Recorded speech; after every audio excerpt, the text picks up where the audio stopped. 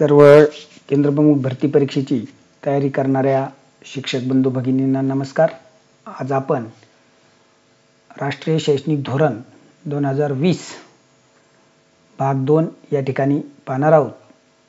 पहिल्या भागामध्ये आपण NEP 2020 च्या संदर्भातील 2 समित्या, त्याचबरोबर NEP चे जे काही महत्त्वाचे 4 भाग आहेत त्या भागातील पहिला भाग शालेय शिक्षण आणि त्यामध्ये शैक्षणिक आकृतिबंध हा भाग या ठिकाणी आपण पूर्ण केलेला आहे।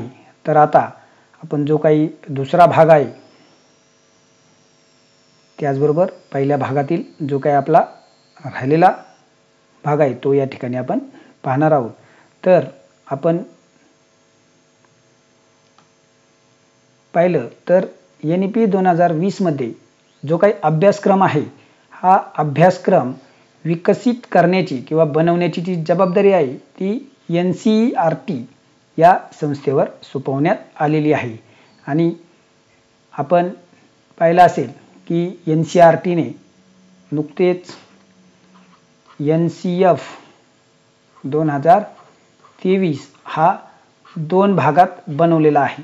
हा म्हणजे आताच्या आपण जर शैक्षणिक इतिहास पाहिला तर प्रथमतःच हा जो काही शैक्षणिक अभ्यासक्रम आहे हा पहिल्यांदाच 2 भागात तयार करण्यात आलेला आहे। म्हणजे एक पायाभूत स्तरासाठी स्वतंत्र अभ्यासक्रम चौकट आणि दुसरी शालेय शिक्षणासंदर्भात स्वतंत्र अभ्यासक्रम चौकट अशा 2 स्वतंत्र अभ्यासक्रम आराखडे NCERT मार्फत या ठिकाणी विकसित करण्यात आलेत आणि त्याच्यावर आधारित आपल्या महाराष्ट्र शासनाचे सुद्धा SCF 2024 मध्ये स्वतंत्र 2 आराखडे तयार करण्यात आलेले आहेत। आपण या अभ्यासक्रम आराखड्यांचा स्वतंत्र व्हिडिओ बनवून त्याद्वारे आपण त्यांची माहिती नंतर पाहणार आहोत।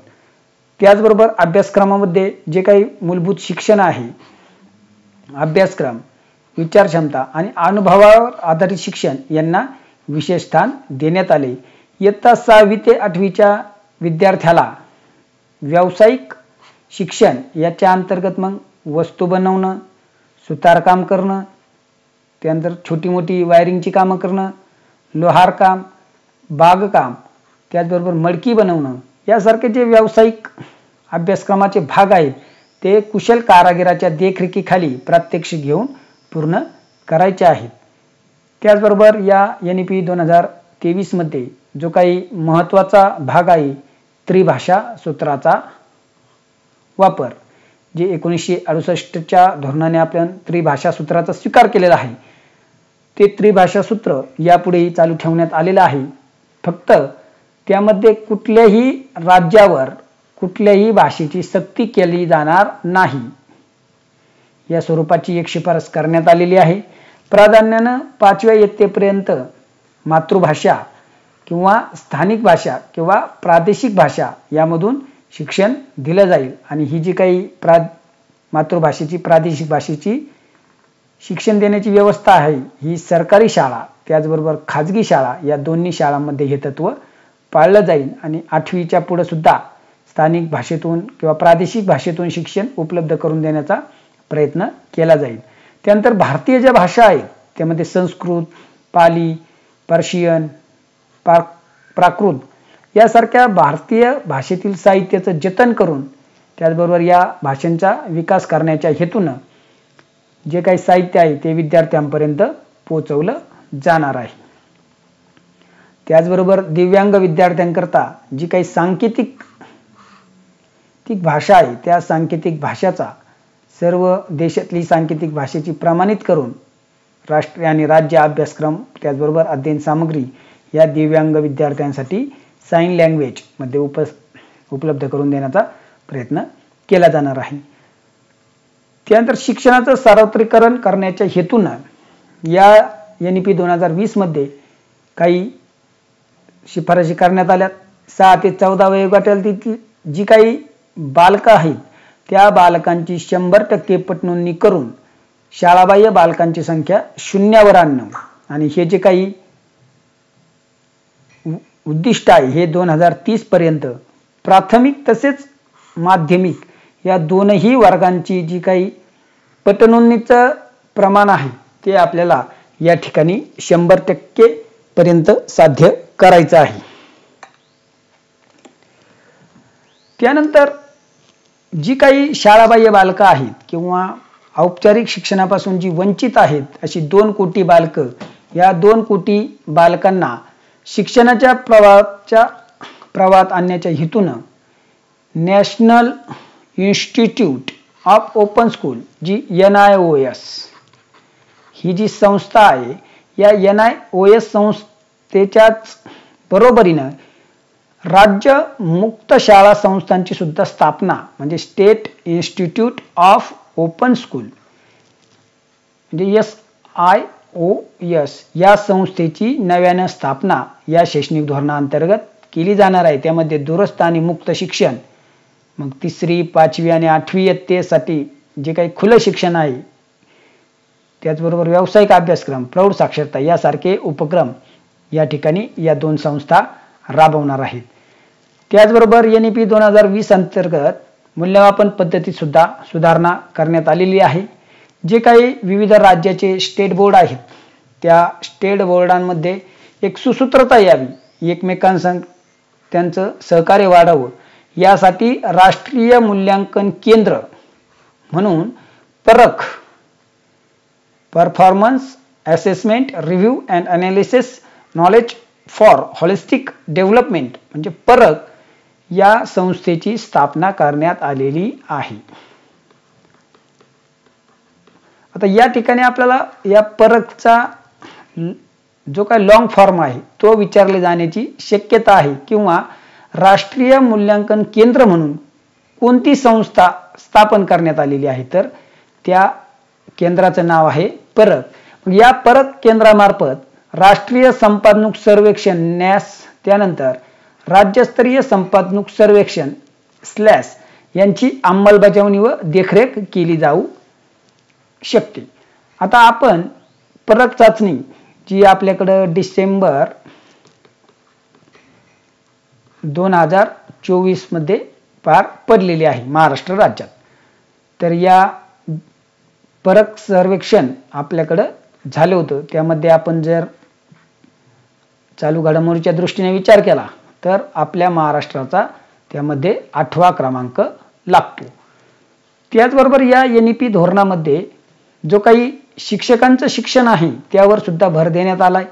B.Ed ही पदवी 4 वर्षे कालावधी करण्याचा निर्णय घेण्यात आलाय आणि विस्तार अधिकारी परीक्षेमध्ये यावर प्रश्न विचारला गेला होता की एकात्मिक B.Ed ही जी 4 वर्षाची B.Ed पदवी आहे तिला नाव आहे एकात्मिक B.Ed, ते टिंबटिंब सालापर्यंत पूर्ण म्हणजे टिंबटिंब सालापर्यंत B.Ed पदवी अनिवार्य असेल एकात्मिक B.Ed, तर ते उत्तर होतं 2030 साली. हा प्रश्न आपल्या विस्तार अधिकारी परीक्षेला येऊन गेला होता.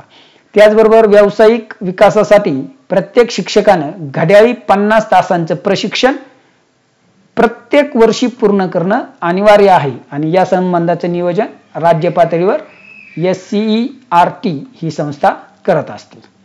त्यानंतर टीचर इलिजिबिलिटी टेस्ट जी शिक्षक पात्रता परीक्षा आहे ती खाजगी शाळांमधील शिक्षकांसाठी सुद्धा अनिवार्य करण्याची शिफारस या NEP 2020 मध्ये करण्यात आलेली आहे. B.Ed करण्यासाठी मेरिट आधारित स्कॉलरशिप दिली जाईल, याचा ग्रामीण भागातील होतकरू विद्यार्थ्यांना लाभ होऊन ते शिक्षक बनू शकतील. त्यानंतर विद्यार्थी शिक्षक प्रमाण जे सध्या 30:1 याप्रमाणे चालू आहे, परंतु NEP मध्ये एक विशेष शिफारस केली. आर्थिक दृष्ट्या वंचित विद्यार्थ्यांसाठी हे प्रमाण 25:1 राखण्याचा सुद्धा प्रयत्न केला जाईल अशी शिफारस NEP 2020 मध्ये करण्यात आलेली आहे. तर आपण NEPचा भाग 1 शालेय शिक्षण या ठिकाणी पूर्ण केलाय. आता भाग 2 पाहूया, उच्च शिक्षण. आपण जर विचार केला तर शालेय शिक्षणासंदर्भात आपल्याला प्रश्न विचारण्याची शक्यता जास्त आहे, परंतु उच्च शिक्षणावर आधारित सुद्धा प्रश्न विचारले जाऊ शकतात, कारण की NEP हे 3 ते 18 या संपूर्ण वयोगटासाठी आहे. NEP 2020 3 ते 18 वयोगट असल्यामुळे आपल्याला उच्च शिक्षणाचे सुद्धा प्रश्न विचारले जाऊ शकतात आणि विस्तार अधिकारी परीक्षेत हा प्रश्न विचारला होता की उच्च शिक्षणात पटनोंदणीचा दर 50% गाठण्याचं ध्येय कधीपर्यंत पूर्ण करायचंय, तर त्याचं उत्तर आहे 2035 पर्यंत ते ध्येय काय करायचंय, पूर्ण करायचे. ज्याप्रमाणे माध्यमिक शिक्षणात अभ्यासक्रम निवडीचं स्वातंत्र्य आहे, तशीच लवचिकता उच्च शिक्षण अभ्यासक्रमातही विद्यार्थ्यांना दिली जाणार आहे.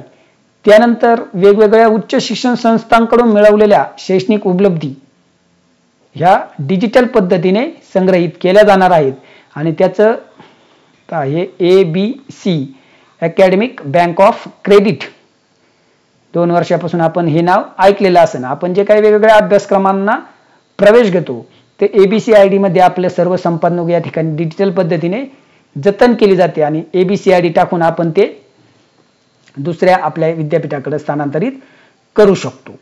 मग त्यानंतर पदवी अभ्यासक्रम 3 किंवा 4 वर्षाचा असेल, त्यामध्ये 1 वर्षासाठी प्रमाणपत्र, 2 वर्ष शिक्षण पूर्ण केल्यास पदविका, 3 वर्षाचं शिक्षण पूर्ण केल्यास पदवी आणि 4 वर्षाचं शिक्षण पूर्ण केलं तर संशोधनासह पदवी या प्रमाणाचं आपल्याला प्रमाणपत्र मिळणार आहे. त्यानंतर जे काही मास्टर्स डिग्री आहेत, स्नातकोत्तर कार्यक्रम, ते 2 किंवा 1 वर्षाचा असेल. ज्यांनी 3 वर्षे शिक्षण केले त्यांच्यासाठी 2 वर्षाचा आणि ज्यांनी 4 वर्षे शिक्षण पूर्ण केले त्यांच्यासाठी 1 वर्षाचा मास्टर्स कोर्स या ठिकाणी असणार आहे.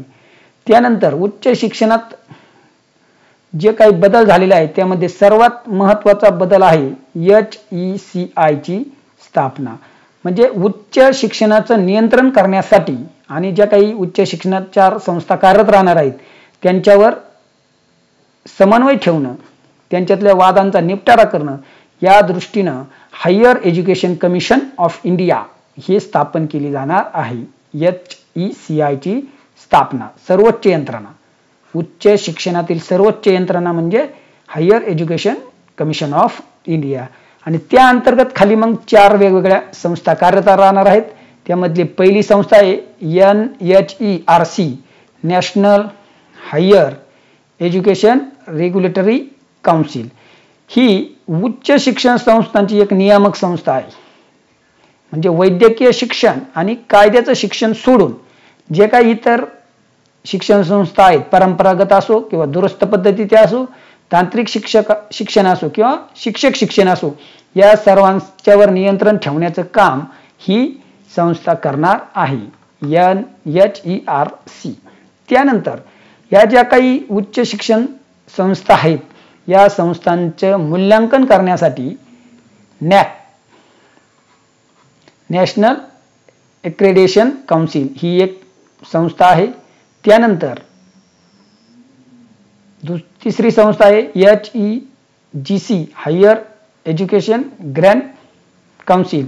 ही यंत्रणा उच्च शिक्षण संस्थांना अनुदान पुरवण्याचं काम करणार आहे. सध्या UGC मार्फत या उच्च शिक्षण संस्थांना अनुदान पुरवलं जातं, परंतु आता जी काय सुब्रमण्यम समिती नेमली होती त्या समितीने UGC बरखास्त करण्याची शिफारस केली आणि तिच्या जागी HEGC ही यंत्रणा स्थापन करण्याची शिफारस या NEP 2020 मध्ये करण्यात आलेली आहे. त्यानंतर GEC, जनरल एज्युकेशन काउन्सिल, म्हणजे जे काही वेगवेगळे शैक्षणिक अभ्यासक्रम आहेत ते सध्या वेगवेगळ्या संस्थांमार्फत चालवले जातात किंवा त्याला मंजुरी दिली जाते. म्हणजे शिक्षणाच्या संदर्भात असेल तर NCT, त्यानंतर विद्यापीठा संदर्भात असेल तर NCERT आहे, मुक्त विद्यापीठांचे वेगळे, त्याचबरोबर जे काही तांत्रिक विद्यापीठ आहेत त्यांचे वेगळे, कृषी विद्यापीठांचे वेगळे. या सर्व शैक्षणिक अभ्यासक्रमांना मान्यता देणं, त्यांचा अभ्यासक्रम निश्चित करणं, त्यातील मूल्यांकन पद्धती निश्चित करणं, त्या अभ्यासक्रमाची चौकट व धोरण ठरवणं ही सर्व जबाबदारी जनरल एज्युकेशन काउन्सिल या संस्थेमार्फत केली जाणार आहे आणि या 4ही संस्थांवर नियंत्रण असणार आहे ते HECI, Higher Education Commission of India या संस्थेमार्फत. त्यानंतर NEP चा भाग 3, इतर लक्ष क्षेत्र. मग त्यामध्ये व्यावसायिक शिक्षण, उच्च शिक्षण प्रणालीमध्ये व्यावसायिक शिक्षण हा भाग अनिवार्य करण्यात आलेला आहे. म्हणजे जे काही एकल विद्यापीठ आहेत, जसं कृषी विद्यापीठ असेल, कायदे विद्यापीठ आहेत, आरोग्य विज्ञान विद्यापीठ आहेत, तांत्रिक विद्यापीठ आहेत, यांना सर्वांना बहुविद्याशाखीय विद्यापीठ बनवण्याची शिफारस या NEP 2020 मध्ये करण्यात आलेली आहे आणि ती आपल्याला 2030 पर्यंत पूर्ण होताना दिसेल. म्हणजे एकाच विद्यापीठात वेगवेगळ्या शाखांचा अभ्यासक्रम आपल्याला त्या ठिकाणी उपलब्ध होणार आहे. त्याचबरोबर प्रौढ शिक्षणाच्या संदर्भात सुद्धा 100% साक्षरतेचा कार्यक्रम, त्यानंतर 100% कार्यात्मक साक्षरता आपल्याला या ठिकाणी पूर्ण करणे आवश्यक आहे. भारतीय भाषांचा व संस्कृतीचा प्रसार, NEPच्या धोरणाचं आपण जर अभ्यासक्रमाचे सुद्धा आराखडे पाहिले तर त्यामध्ये पंचकोश हा शब्द आपल्याला दिसलेला आहे. म्हणजे जे काही आपल्या भारतीय प्रथा परंपरा आहेत त्या प्रथा परंपरांचा समन्वय कुठेतरी अभ्यासक्रमाशी घालून आपल्या भारतीय भाषांचा त्याचबरोबर संस्कृतीचा प्रसार या ठिकाणी NEP द्वारे केला जात आहे. मग त्यामध्ये Indian institute of translation and interpretation ही एक संस्था या ठिकाणी स्थापन केली गेलेली आहे. त्याचबरोबर संस्कृत, पाली, पार्शियन, प्राकृत या ज्या काही वेगवेगळ्या संस्था आहेत या संस्थांच्या सुद्धा संवर्धनासाठी शिफारस या ठिकाणी केलेली आहे. त्याचबरोबर उच्च शिक्षणामध्ये सुद्धा मातृभाषेचा किंवा स्थानिक भाषेचा उपयोग शिक्षणाचं माध्यम म्हणून केला जावा असं सुद्धा ठरवलं आहे. आणि आपण मध्यंतरी बातम्या वाचल्या की मेडिकलचं जे काही शिक्षण आहे ते सुद्धा आता मराठी भाषेमध्ये उपलब्ध होणार आहे. त्यानंतर शिक्षणामध्ये तंत्रज्ञानाचा वापर आपण पाहतो की NEP 2020 नुसार सध्या शिक्षणामध्ये मोठ्या प्रमाणावर ऑनलाईन प्लॅटफॉर्मची निर्मिती झालेली आहे. शासनामार्फत सुद्धा वेगवेगळे ऑनलाईन कोर्सेस, ऑनलाईन पोर्टल या ठिकाणी विकसित केलेले आहे. त्यांचा सुद्धा आपण एक स्वतंत्र व्हिडिओ बनवून अभ्यास करणार आहोत. त्याचबरोबर पूर्व माध्यमिक स्तरावर कोडिंग म्हणजे 6वी ते 8वी साठी कोडिंग आणि माध्यमिक स्तरावर AI सारखे विषय शिकवले जाणार आहेत. तर आता या दृष्टीने सुद्धा आपण विचार करणं महत्त्वाचं आहे. कारण की आपल्या भारतातील केरळ हे राज्य असं आहे की त्यांनी इयत्ता 10वीच्या विद्यार्थ्यांसाठी AI हा विषय अनिवार्य अभ्यासक्रम केला आहे. AI हा विषय अभ्यासक्रमात अनिवार्य केला आहे. त्या राज्याचं नाव आहे केरळ. आणि आपल्या महाराष्ट्र राज्याने AI विद्यापीठ स्थापन करण्याची काय केलेली आहे, घोषणा केलेली आहे. म्हणजे महाराष्ट्रात भारतातलं पहिलं AI विद्यापीठ आपल्या महाराष्ट्रात स्थापन केलं जाणार आहे. त्यानंतर NEPचा पुढचा जो काही भाग 4 आहे, लक्ष्य साध्य म्हणजेच काय, अंमलबजावणी. आता आतापर्यंत काय काय अंमलबजावणी करण्यात आली तर आपल्या केंद्र सरकार व राज्य सरकार यांना शिक्षण क्षेत्रासंबंधी सल्ला देणारी जर सर्वोच्च संस्था असेल ते CABE, central advisory board of education. CABE शिक्षण क्षेत्रातली सर्वोच्च संस्था सल्ला देणारी CABE. आणि दुसरा एक शब्द पहा, गुणवत्तापूर्ण शिक्षण जर आला, गुणवत्तापूर्ण, तर NCERT या दोन संस्था आपल्याला या ठिकाणी लक्षात ठेवायच्यात. मनुष्यबळ विकास मंत्रालयाचं नाव बदलून पुन्हा शिक्षण मंत्रालय असं करण्यात आलेलं आहे. म्हणजे पूर्वीचं नाव जे मनुष्यबळ विकास मंत्रालय होतं ते नाव बदलून आता पुन्हा शिक्षण मंत्रालय या ठिकाणी आपल्या मनुष्यबळ विकास मंत्रालयाचं नाव करण्यात आलेलं आहे. साधारणतः 1985 साली ज्यावेळेस माननीय राजीव गांधी हे ज्यावेळेस आपल्या भारताचे पंतप्रधान होते त्यावेळेस आपल्या शिक्षण मंत्रालयाचं नाव बदलून मनुष्यबळ विकास मंत्रालय करण्यात आलं होतं. परंतु NEP 2020 नुसार पुन्हा ते नाव बदलून आता शिक्षण मंत्रालय असं करण्यात आलेलं आहे 2020 साली. नवीन शैक्षणिक धोरणानुसार GDPच्या एकूण 6% रक्कम शिक्षणावर खर्च करण्याची या ठिकाणी शिफारस करण्यात आलेली आहे. म्हणजे आपण जर पाहिलं तर एकंदरीत आपल्या नवीन शैक्षणिक धोरणात शिक्षण संदर्भात ज्या काही शिफारशी आहेत त्या आता मोठ्या प्रमाणावर लागू करण्यात आलेल्या आहेत. आपण जर लक्षात घ्यायची बाब म्हणजे आपल्याला जे काही शालेय शिक्षणाच्या संदर्भातल्या ज्या काही शिफारशी आहेत त्या अत्यंत महत्त्वाच्या आहेत. आता आपण NEP 2020 या घटकावर जे काही प्रश्न येऊ शकतात त्या प्रश्नांच्या अनुषंगाने थोडी चर्चा करू. पहा, या ठिकाणी पहिला प्रश्न आहे, NEP 2020 चा स्वीकार करणारं भारतातलं पहिलं राज्य कोणतं आहे तर ते आहे कर्नाटक. NEP 2020 चा स्वीकार करणारं भारतातलं पहिलं राज्य कर्नाटक. पायाभूत स्तर हा टिंब वयोगटातील विद्यार्थ्यांसाठीचा आहे. पहा इथं कोणता आहे, पायाभूत स्तर हा 3 ते 8 वयोगटातील विद्यार्थ्यांसाठीचा आहे. त्यानंतर NEP 2020 मध्ये टिंबटिंब पर्यंत प्राथमिक ते माध्यमिक स्तरापर्यंत 100% पटनोंदणीची 100% पटनोंदणीचे लक्ष ठेवण्यात आलेलं आहे. तर ते आहे 2030 पर्यंत. टिंबटिंब पर्यंत शिक्षकांसाठी 4 वर्ष एकात्मिक BEd. पहा या ठिकाणी एकात्मिक BEd पदवी हा किमान अनिवार्य निकष असेल तर तो आहे 2030 पर्यंत. हा प्रश्न आपल्या विस्तार अधिकारी परीक्षेला येऊन गेलेला आहे. 4 ते 5 वयोगटातील मुलांसाठी पूर्वशालेय शिक्षण हा त्यांचा अधिकार घोषित करण्याची शिफारस कोणत्या समितीने केली? तर ती आहे TSR सुब्रमण्यम समिती. नवीन शैक्षणिक धोरण 2020 नुसार अभ्यासक्रम तयार करण्याची जबाबदारी टिंबटिंब या संस्थेवर सोपवण्यात आली आहे. तर ती NCERT या संस्थेवर सोपवण्यात आली. NEP 2020 नुसार पायाभूत स्तरावर कोणत्या अध्यापन पद्धतीवर भर देण्यात आला आहे? तर खेळ आणि कृतीवर आधारित अध्यापन पद्धती. त्यानंतर ECC कार्यक्रमाची अंमलबजावणी कोणत्या मंत्रालयाअंतर्गत संनियंत्रित केली जाते? तर या ठिकाणी त्याचे उत्तर आहे महिला व बाल विकास मंत्रालय. महिला व बाल विकास मंत्रालय या अंतर्गत आपलं ECCचं संनियंत्रण केलं जातं.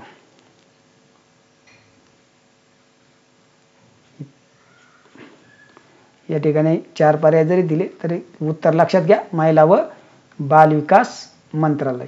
पण NEP घटकावर आधारित आपण जे काही वेगवेगळे प्रश्न आहेत ते प्रश्न या आपल्या केंद्रप्रमुख भरती परीक्षा संदर्भात जो काही आपण 10 प्रश्नपत्रिकांचा संच तयार केलेला आहे त्यामध्ये NEP या घटकावर आधारित त्याचबरोबर SCF म्हणजे असे NEPच्या संदर्भातले जे जे काही मुद्दे आहेत त्यावर जवळजवळ 50 पेक्षा जास्त प्रश्न आपण समाविष्ट केलेले आहेत. तरी आपला हा संच आपण पुढच्या आठवड्यात या ठिकाणी सर्वांसाठी उपलब्ध करून देणार आहोत. तरी ज्यांना तो बुक करायचा असेल त्यांनी आपल्या या नंबरवर संपर्क साधा. आपण या 10 प्रश्नपत्रिकांचं विश्लेषण आपल्या YouTube चॅनलवर आपण उपलब्ध करून देणार आहोत. त्याचबरोबर जे काही आपल्या केंद्रप्रमुख भरती परीक्षेसंदर्भातले जे काही महत्त्वाचे मुद्दे आहेत म्हणजे त्यामध्ये शासनाचे ऑनलाईन पोर्टल असतील, त्यानंतर UDAIS प्लस असेल, NEPचे आपण 2 व्हिडिओ बनवलेत, NCF, SCF, निपुण भारत, त्यानंतर समग्र शिक्षा अभियान, हे जे काही महत्त्वाचे मुद्दे आहेत त्या मुद्द्यांवर आधारित आपण आपल्या MD टीचर या YouTube चॅनलवर व्हिडिओ अपलोड करणार आहोत. तरी आपण सर्वांनी या चॅनलला लाईक करा, सबस्क्राईब करा आणि आपले जे काही मित्र बंधू भगिनी असतील त्यांना या चॅनलची लिंक पाठवा. आपल्या चॅनलला जास्तीत जास्त प्रतिसाद द्या म्हणजे आपण नवनवीन व्हिडिओ तुमच्यासाठी नेहमी पोस्ट करत राहू. धन्यवाद.